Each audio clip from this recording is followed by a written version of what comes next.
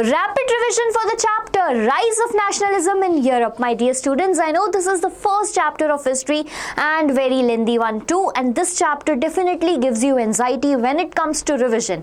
So this video is for you because here we are going to rapidly revise this chapter in just few minutes.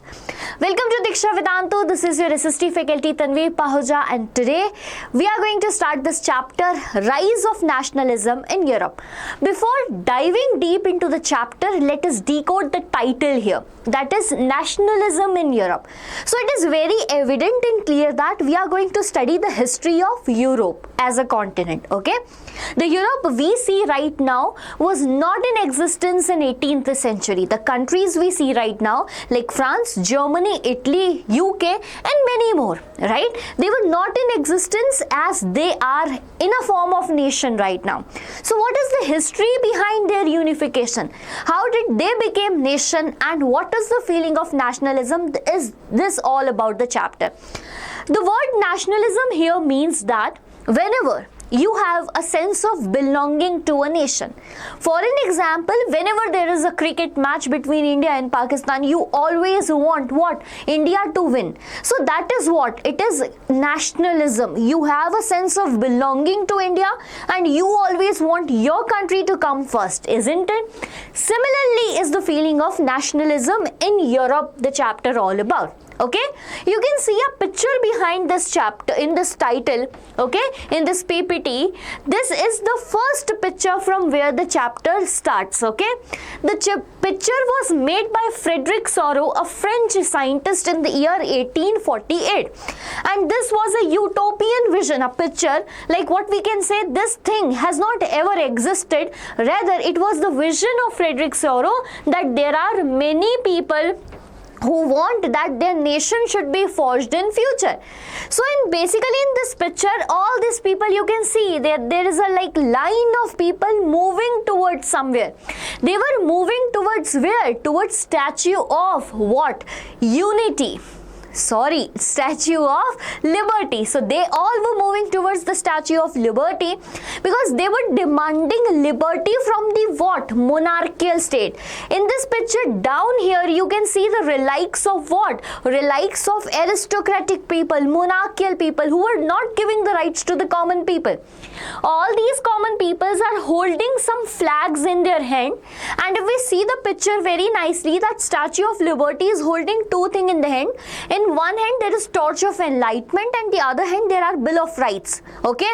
And there are some countries over here like USA, Switzerland, France which have become a nation, but all these in the line are struggling to become the nation in future, and this is what the artist here trying to depict to the people, okay?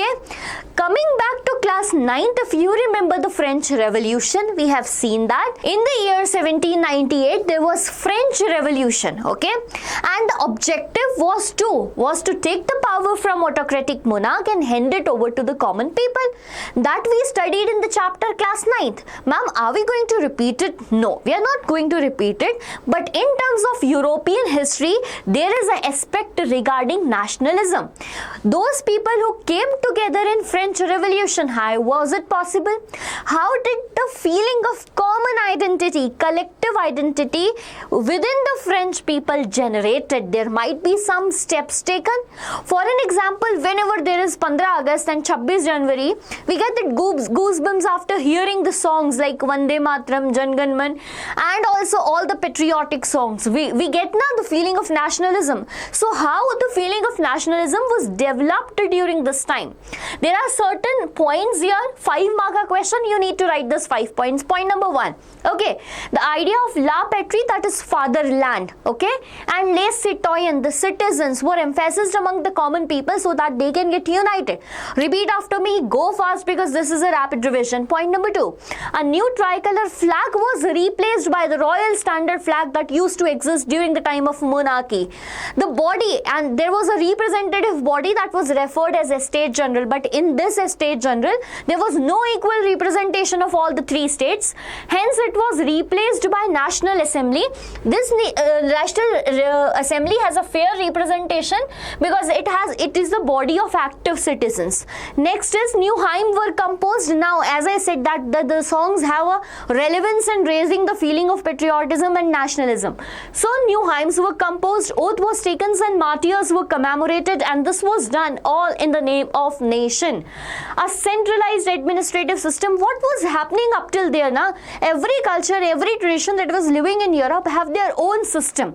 Due to this, there was no feeling of common identity, right? To administer such a large territory of French, they did one thing, that they centralized an administrative system so that there will be uniform laws throughout the country as well as uniform laws for everyone. Like the first state is not enjoying the rights, rather everyone is given the equal right. This was the main objective of doing it. Okay, internal custom duties and dues were abolished so that a uniform system of weight and measure can be introduced. And last but not the least is about language. Okay, they discouraged the practice of using regional dialect, rather the French language was like imposed. It was more, what we can say, it was propagated among the people so that a common identity can be developed. So during the time there was French Revolution going on, this was the steps taken by the people so a collective identity can develop. We know the result, that because of this thing, constitutional monarchy was established where? In France, if you remember the chapter of class 9. So this is all about this chapter. You know, this chapter has a unique thing, right? Because studying the history of Europe just in single chapter is not at all possible. This chapter has a switch on and switch off button. Like here we started the topic what? We started a particular topic of France, and now then we will talk something theoretical in general. Then in particular, theory in general, then in particular, like you do in maths. You learn the theory, then solve the questions in particular. Okay, so this is about French Revolution, and we know that in the year 1804, like connect the dots from the French Revolution, there was monarchy, then constitutional monarchy came. We know that there was the time when Robespierre ruled. There was a time when, because of political instability, Directory came in power, and after that 1804 Napoleon became what? The ruler of France, okay, the dictator of France in the year 1804, and when he came, he introduced a civil code. Now why there was a need to introduce a civil code again? Because he also wanted to end those system that was existing in France, right? The first thing he did was he did away all the privileges on the basis of birth. Pay attention, because this is important. He did away all the privileges on the basis of birth that was specially given to first and second state. Rather, by this he introduced equality before law and brought a principle of right to equality for the citizens. Do you know that Napoleon was an explorer? He was a, like, what we can, conqueror of different territories around French. So he had a large empire, and in that whole French empire, where he covered the area of Switzerland, Italy, Germany, everywhere, he exported his code. Now a big empire needs a good administration, so he simplified his administrative divisions, abolished feudal system, and freed peasants from serfdom. If you don't know in detail, I'm just giving you a quick recognition to feudal system over here. Feudal system is a system in which land is owned by few individuals, and they asked other to work as slaves, which are referred as serf here. And the right to own that land is only restricted to that particular group. So it was like abolished by Napoleonic code, right? One more thing he did was that he just ended the guild restrictions. Basically a trade guild group was formed that do not allow other people to work, and this is how, because of all this freedom he gave, right, transport and communication system was improved, and this is how the peasants, artisan, workers who were having restricted freedom to do work, now they have a new free bound economy, society, etc. Up till now in this picture, the Napoleon is looking like a hero, but after some time everyone saw the real picture of Napoleon. What happened? What did Napoleon did here? Pay attention. Yes, Napoleon was good. He brought some liberal principles. I understand the fact. But what happened? Initially, everyone welcomed Napoleon very enthusiastically and happily that, yeah, Napoleon is coming and giving us freedom. They realized that he is only giving us social and economic freedom. What about the political freedom? Right? After so many years of French Revolution, also the common people do not have the right to choose their leaders. So the first negative thing, criticism of Napoleon, that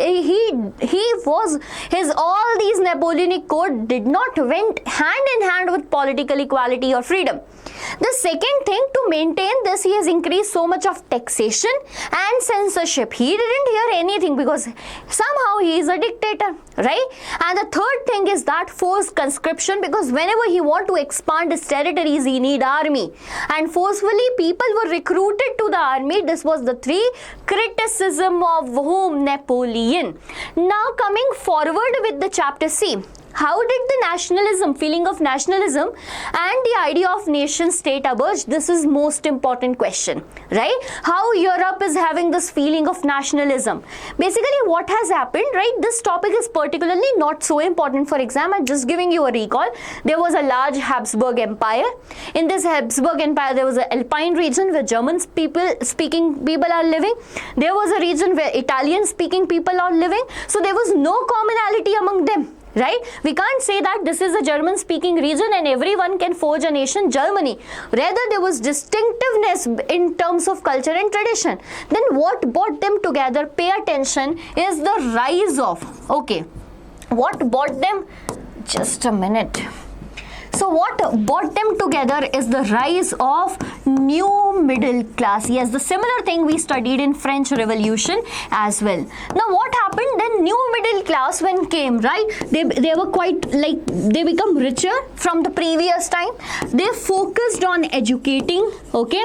They get educated. When they get educated, they were aware about the principles like liberty, freedom, democracy, etc. Due to which a new mindset emerged, that is liberalism. The new mindset emerged. What it is, bacha? This is liberalism. And do you know what does this word liberalism means? Liberalism itself comes from a Latin word liber, which means freedom. What does it mean? It means freedom. And here the concept of liberalism, liberal nationalism emerged in 18th century Europe. Again a 5-mark question, that how liberal nationalism was introduced to social, political and economic sphere. If we talk about social liberalism, what people want is freedom of individual and equality before the law. Pay attention, freedom of individuals and equality before the law. However, they also stressed on the right of the property.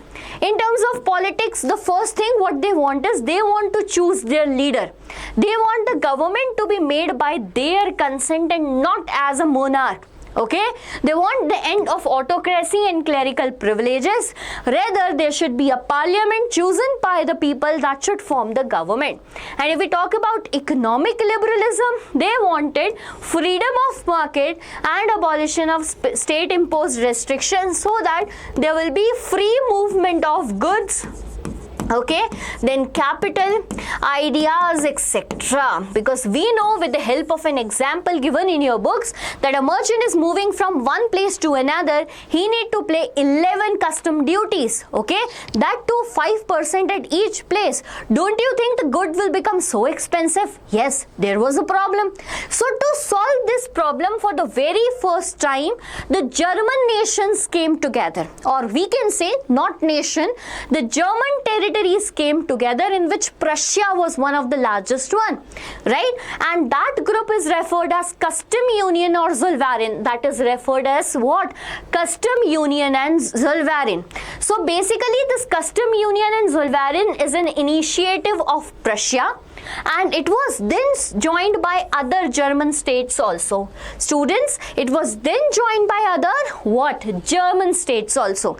Now they unified and decided that we need to abolish all these tariff barriers. We need to abolish what? All these tariff barriers and reduce the number of currencies. Reduce what? Number of currencies, and this was done from 30 to 2.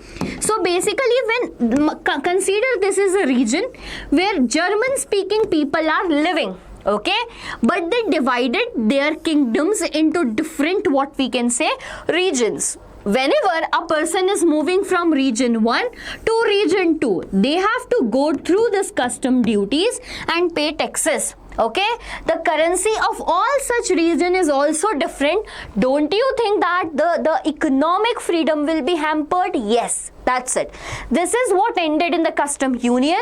It said that to build such thing, we need to work on the railway network, transport network, so that it can mobilize everything easily and could lead to economic unification. My dear student, this is the first brick to make a house. How it is? Because this was the first time a word is coming, that is unification.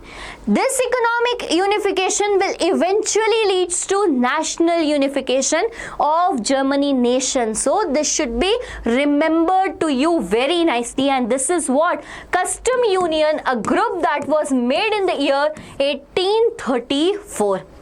Okay, do you understand up till now? Give me a thumbs up, because now we are going to recollect all the events up till now. But now I am talking about France in particular. Switch on and switch off. What we studied up till now is how did the people of France develop the feeling of collective belonging.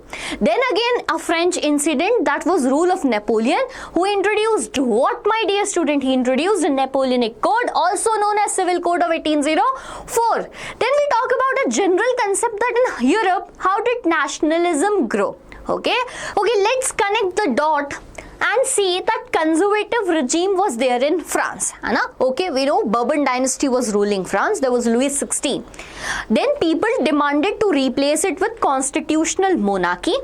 After that, we have seen the rule of Robespierre, the republic government, then directory in the class 9th, and then what we have seen was dictatorship under Napoleon. This is how your chapter ends here, right?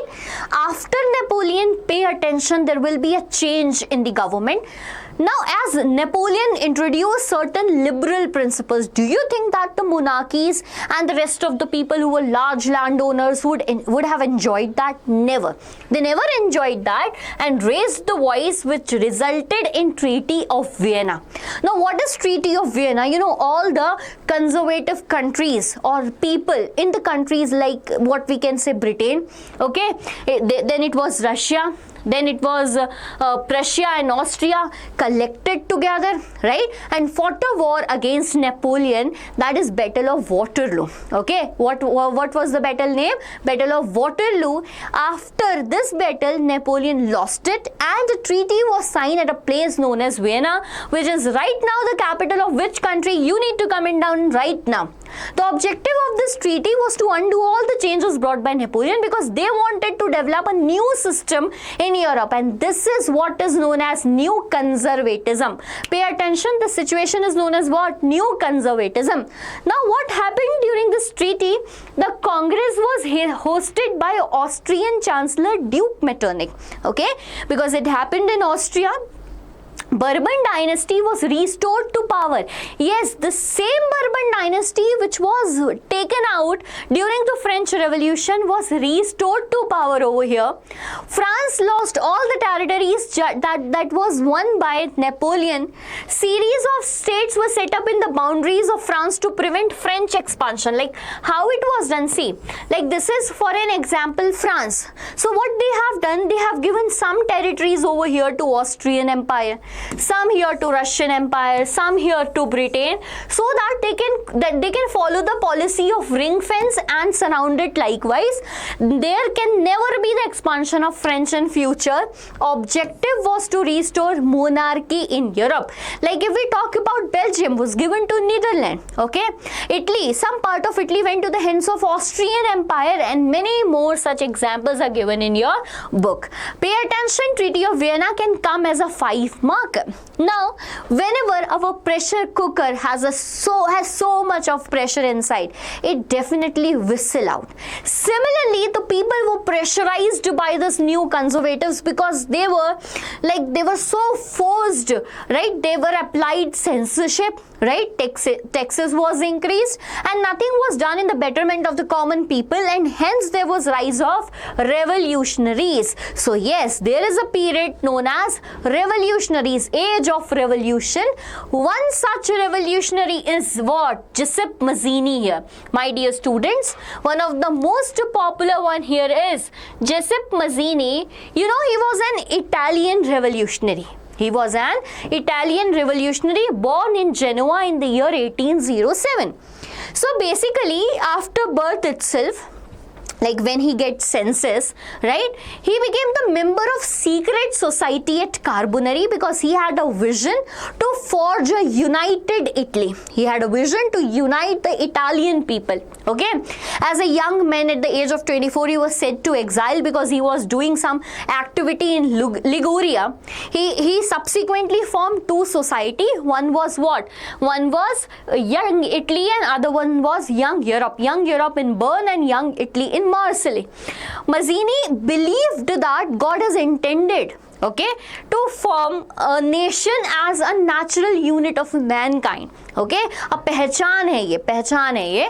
So basically this was it. And do you know Metternich said that? Metternich proclaimed a statement that Giuseppe Mazzini is basically the most dangerous enemy of the social order.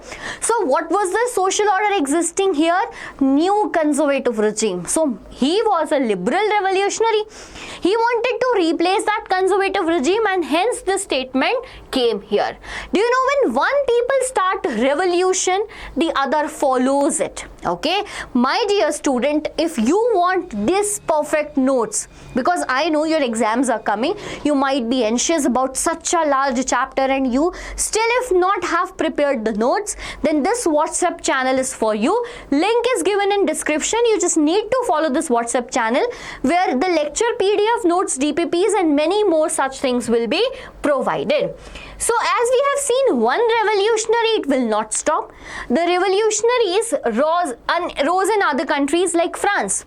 What happened in France again? Now in picture again came what? France.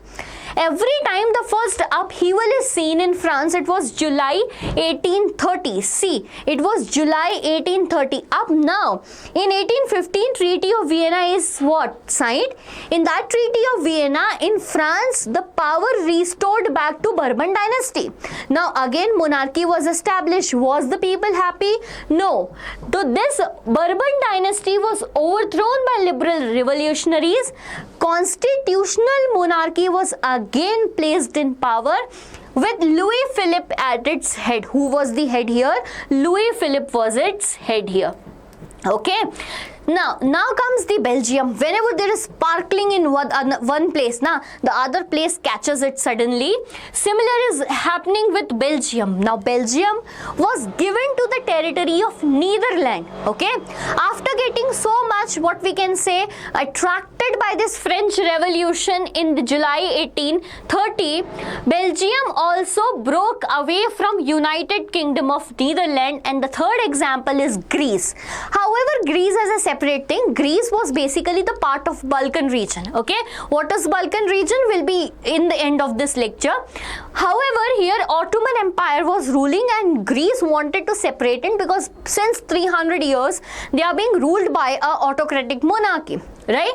How the uprising in Greece already started in the year 1821. Their poets, the artists lauded that Greece is a cradle of European civilization. One strange thing is that the people who were living in exile in Greece helped them to get this nationalist feeling developed and the freedom itself. There is a role of Lord Byron also. Okay, see here, by the year 1832, Treaty of Constantinople was signed and Greece finally emerged as an independent nation. As a result of which, we can see rise of revolution in different parts of Europe, and Metternich proclaimed that, see, when France sneezes, the rest of Europe catches cold. Yes, because this time also, the revolution is started from France itself. Students, now there is a shift in phase. Because up till now, everything was done in terms of war. Like French Revolution, ladai. Napoleon, ladai. Okay, again French Revolution in July, ladai. But now here comes a concept of romantic imagination to raise the feeling of nationalism within the people of Europe. How? What is romantic imagination? Now, romantic imagination or romanticism is a cultural movement to develop the feeling of nationalism among the common people, but with the help of what? With the help of poetry, with the help of art, with the help of hymn, with the help of culture, tradition, folk songs, folk poetry, etc. Okay, so it basically is an artistic movement, cultural movement here. Question from this topic is definite that how culture played an important role in nationalist sentiments and raising them. Here are the examples and points given. The first role is of German philosopher Johann Gottfried Herder.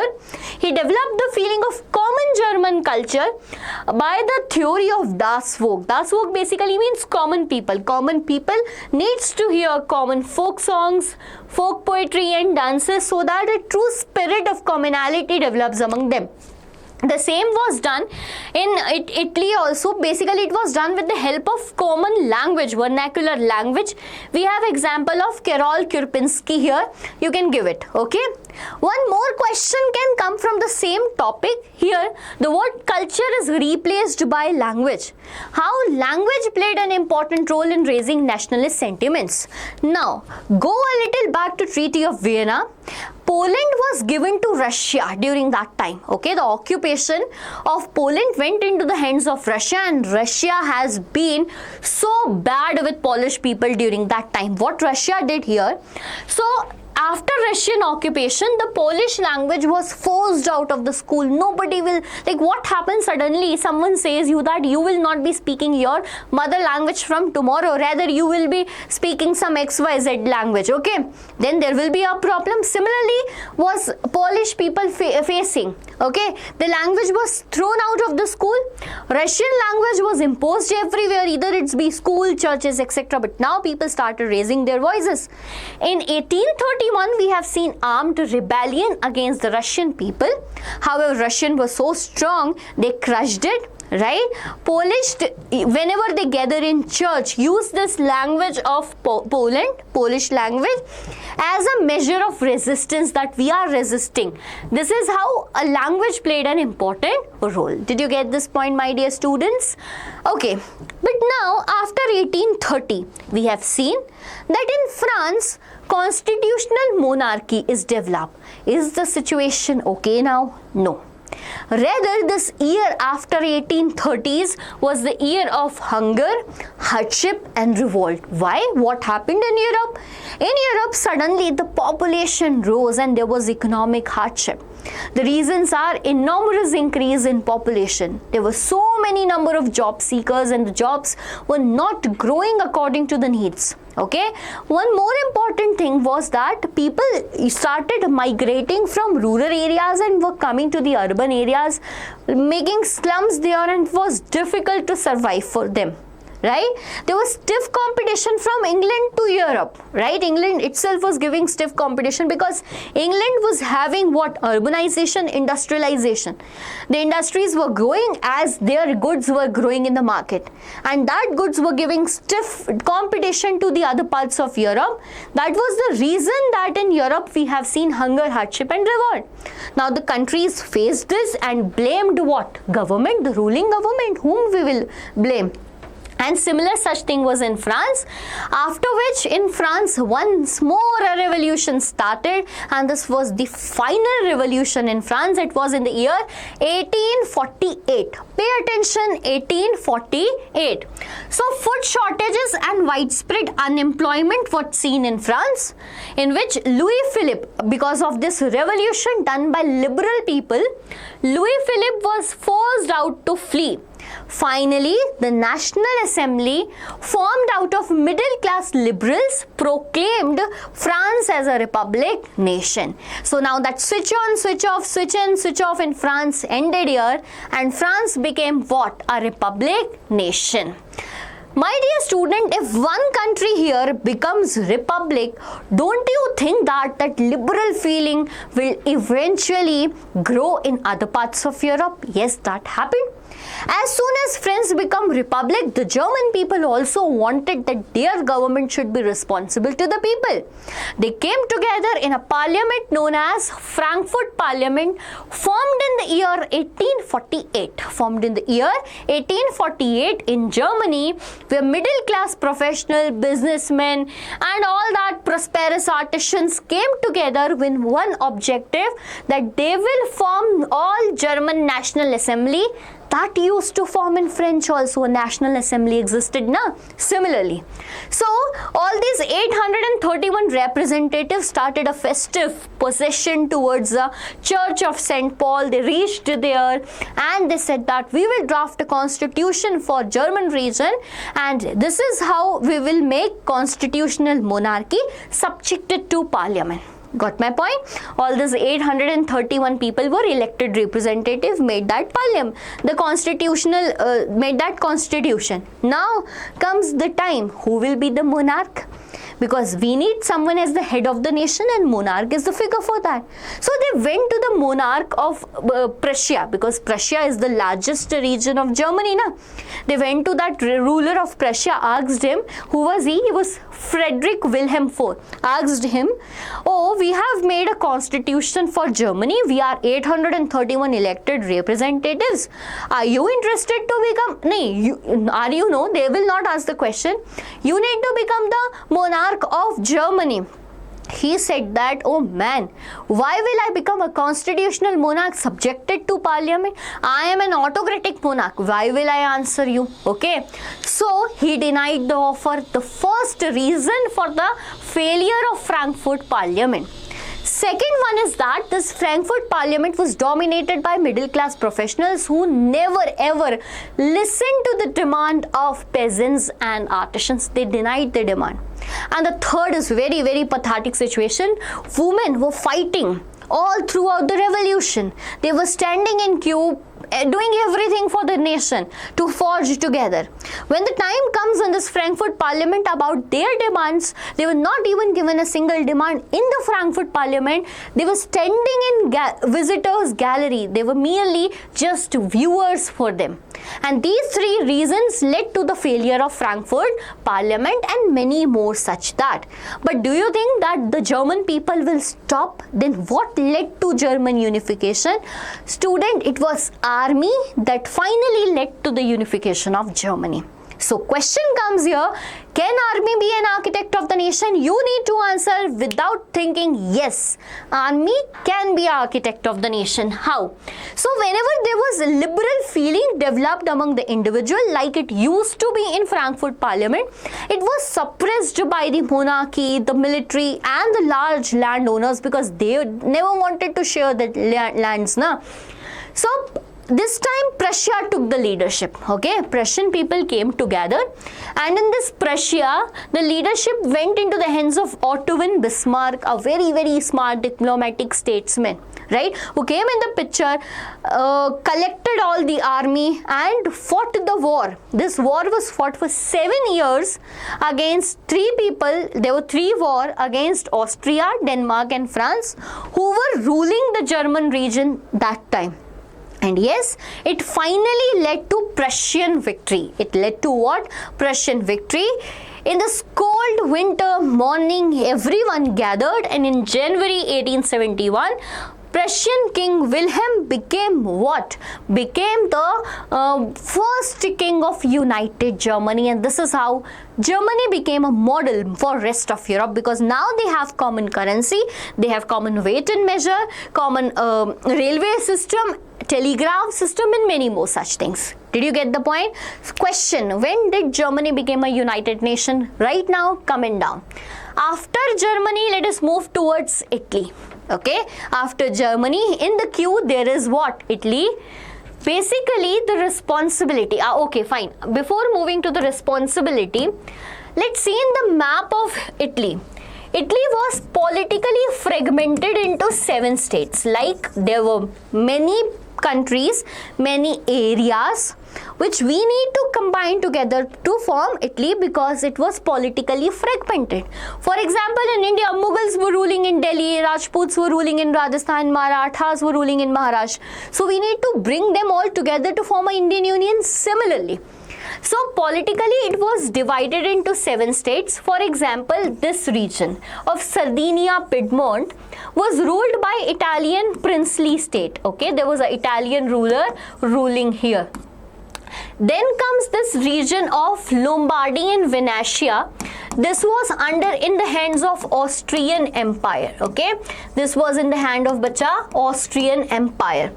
If we talk about the south region of Italy, this was known as Kingdom of Two Sicilies. Okay, this was Kingdom of Two Sicily, and this Kingdom of Sicily was ruled by Bourbon dynasty of Spain. Okay, it was ruled by Bourbon dynasty of Spain. However, the center where Rome itself exists was in the hand of Pope. Basically, they were backed up by the churches of France. Get my point?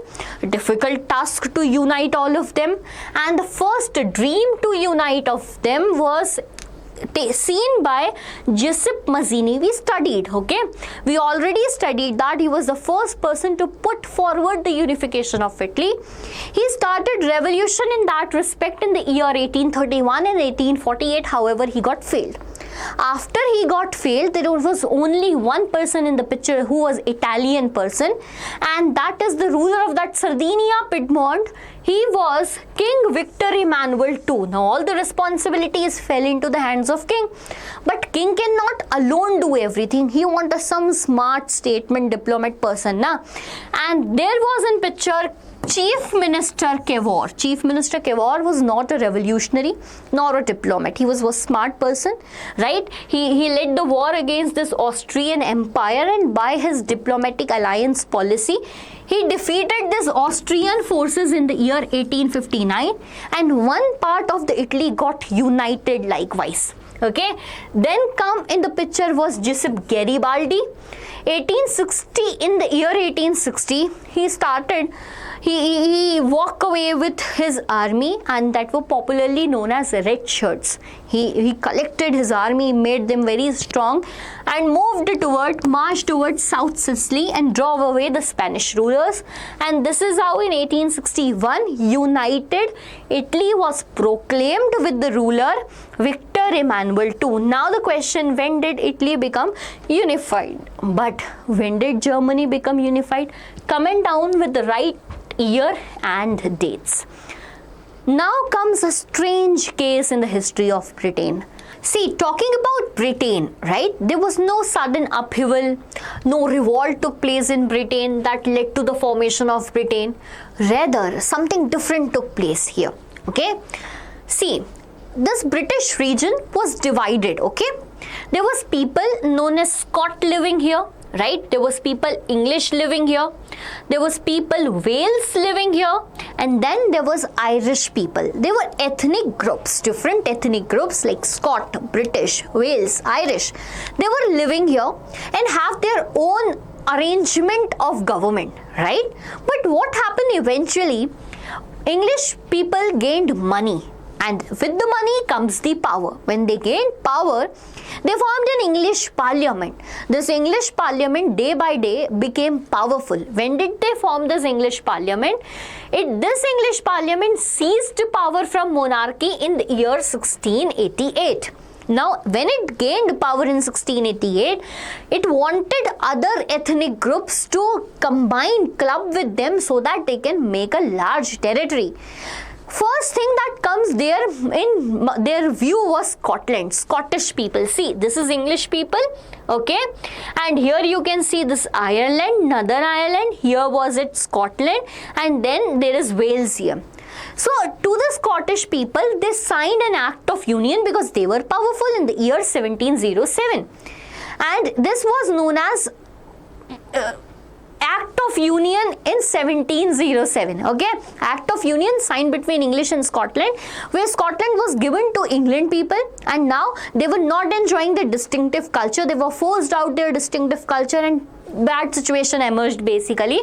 This is how a united kingdom was formed. Now Scotland got united with what? Britain, and they themselves started calling them as Great Britain. United Kingdom of Great Britain comes here. Right, next in the picture comes the Ireland. Okay, Ireland basically was a country that was divided into two clans. There were Catholics and Protestants. Okay, there were Catholics and Protestant. Now English supported Protestants. Catholic clan revolted against them, but nothing happened, and this is how Ireland was forcefully incorporated into the United Kingdom of Britain in the year 1801. Do you know, to popularize them, what they did? They started promoting their language, English.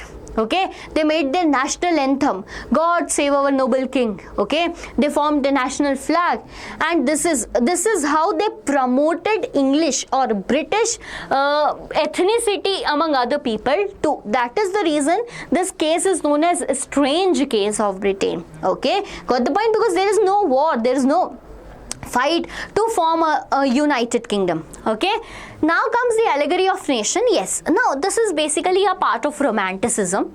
Like if we see our nation, the first thing comes in our mind either is national flag or is Bharat Mata. We feel a collective belonging after seeing that picture of Bharat Mata. So that is known as female allegory. Okay, that is female allegory of a nation. Like this is the allegory of France. Name was Marine, which is named after a famous Christian name, Christian Marine, famous Christian name. Okay, it was used in postal stamps, and this was the picture of Germania.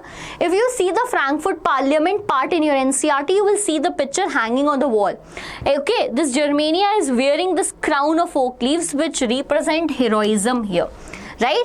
In this NCERT, you can see the picture here and the meaning of all the symbols are listed. Go through it because this definitely comes in your MCQ. Last but not the least topic, that is Balkan crisis, students. So what is Balkan crisis? Balkan was basically this region of Europe, right? If we see, it is basically southeastern part of Europe where Ottoman Empire was ruling. Which was ruling? Ottoman Empire was ruling since which century? Since 15th century. Now comes the important point. The ethnic groups that live here were famously known as Slavs, because here geography and ethnicity variation can be seen. The people like Hungary, Romania, Serbia all have different ethnic groups, and they were referred as Slavs ruled by Ottoman Empire. Again an autocratic monarchy. When the feeling of nationalism grew in the rest part of Europe like France, Germany, Italy, it spreaded to the region of Ottoman Empire also. Now the people started claiming themselves as independent nations or a different political unity. Right? Now when Bulgaria wants to form a nation, it had a fought with Romania for certain territories because everyone want more territories at the expense of other. Right? Whenever our neighbor is fighting, we usually go and hear what is going on. Na? Similarly, when this Balkan region was fighting with each other, the big rulers came in this picture, Russia, Germany, England, Austria. They also supported one, like England supporting one territory, definitely France will stand in support of the other territory because both are the traditional rivals. Got my point? This is how the small wars led to First World War. Led to what, beta? First World War. Basically what I want to tell you from here is that the feeling of nationalism that our nation should be at the first finally led to the feeling of imperialism that only our nation will be first. Because they wanted to win in the race, they started what? Colonizing. And this imperialism leads to colonization, and this is the end of the chapter. I hope you are happy because rapidly we have revised the whole chapter, Rise of Nationalism in Europe. Stay tuned for some upcoming rapid revisions of other history chapters as well. For that you need to do one thing, subscribe the channel Deeksha Vedantu because everything for class 10th is available here. Thank you for being the part of Deeksha Vedantu.